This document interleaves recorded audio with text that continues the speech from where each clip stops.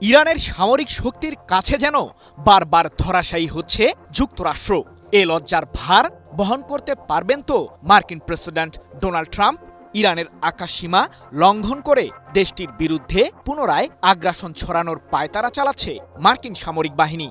তবে তেহরানের air defence সিস্টেমের সামনে যেন পাত্তাই পাচ্ছে না যুক্তরাষ্ট্রের অত্যাধুনিক সমরাস্ত্র। অথচ মার্কিন প্রেসিডেন্ট ট্রাম্প সম্প্রতি বেশ দম্ভের স্বরেই বলেছিলেন ইরানের সামরিক কাঠামোকে ভাঙতে সফল হয়েছে যুক্তরাষ্ট্র। কিন্তু এখন তাহলে কিভাবে মার্কিনীদের বিরুদ্ধে প্রতিরোধ বলয় গড়ে তুলছে ইরান? প্রশ্ন হলো, যুদ্ধের ময়দানে কি অবশেষে আরাশ-ই কামাঙ্গির মডেলের অস্ত্রটিকেই ব্যবহার করল তেহরান? যুক্তরাষ্ট্র ও ইসরায়েলের মতো সামরিক শক্তিধর শত্রুদের বিরুদ্ধে ইরান গড়ে তুলেছে অভেদ্য সামরিক বাংকার, এমনটাই দাবি বিশ্লেষকদের। আর মধ্যপ্রাচ্যের দেশগুলোর মাঝে ইরানের কাছে যে সবচেয়ে বেশি ক্ষেপণাস্ত্র রয়েছে তা সাম্প্রতিক যুদ্ধের আগেই জানিয়েছিলেন পশ্চিমা সমরবিদরা। তবুও যেন ইরানের সামরিক শক্তিকে ঘিরে ভ্রুক্ষেপই করেননি ট্রাম্প। অবশ্য এর মাসুল হারে হারে টের পেয়েছেন মার্কিন শাসক। পারস্য উপসাগরীয় অঞ্চলে থাকা মার্কিনীদের সামরিক ঘাঁটিগুলোকে ধ্বংস করতে যখন ছুটে যাচ্ছিল ইরানের মিসাইলের বহর, ঠিক তখনই যেন টনক নড়ে যায় ট্রাম্পের। তাই তো কুল কিনারা না পেয়ে আগে যুদ্ধবিরতির জন্য উন্মাদ হয়ে পড়েন যুক্তরাষ্ট্রের প্রেসিডেন্ট। তবে যুদ্ধের ময়দানে সাময়িক উত্তেজনা কমলেও ইরানের পারমাণবিক ও ক্ষেপণাস্ত্র ইস্যুতে দেশটির সাথে দর কষাকষিতে ব্যস্ত মার্কিনীরা। এর মাঝেই যুক্তরাষ্ট্র দেখিয়েই চলেছে তাদের আগ্রাসী রূপ। কয়েকদিনের মাথায় আবারও ইরানের আকাশসীমা ভেদ করার পায়তারা চালিয়েছে যুক্তরাষ্ট্রের MQ-1 মডেলের আত্মঘাতী ড্রোন। তবে তেহরানের এয়ার ডিফেন্স সিস্টেমের কাছেই রীতিমতো ধরাশায়ী হয়ে পড়ে মার্কিনীদের অত্যাধুনিক এই সমরাস্ত্র। ইরানের সর্বোচ্চ প্রতিরক্ষা বাহিনী IRGCর দাবি, যুক্তরাষ্ট্রের সেই ড্রোনটিকে ধ্বংস করতে সফল হয়েছে তারা। ৩১ মে এক প্রতিবেদনে বিষয়টি নিশ্চিত করেছে ইরান ভিত্তিক সংবাদ মাধ্যম মেহের নিউজ এজেন্সি।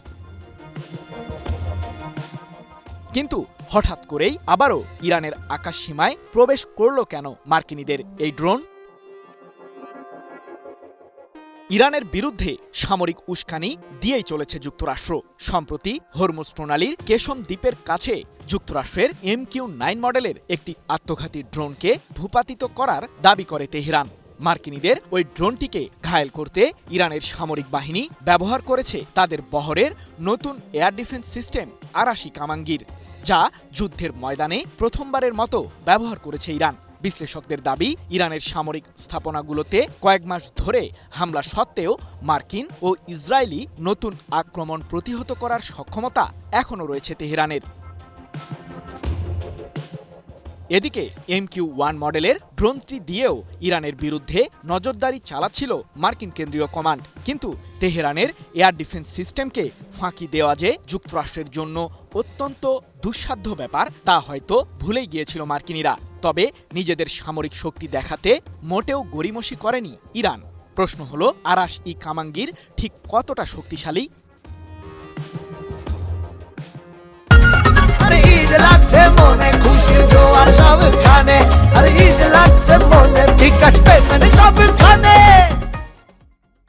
বিশ্লেষকদের দাবি, তুলনামূলক সস্তা, সহজে স্থানান্তরযোগ্য এবং দেশীয়ভাবে উৎপাদিত প্রতিরক্ষা ব্যবস্থার উপর ব্যাপকভাবে বিনিয়োগ করছে ইরান, যার মাধ্যমে স্থির রাডার সিস্টেমের প্রতি নির্ভর না করেই শত্রুপক্ষের আত্মঘাতী ড্রোন ও যুদ্ধবিমানকে ভূপাতিত করার সক্ষমতা অর্জন করেছে তেহরান।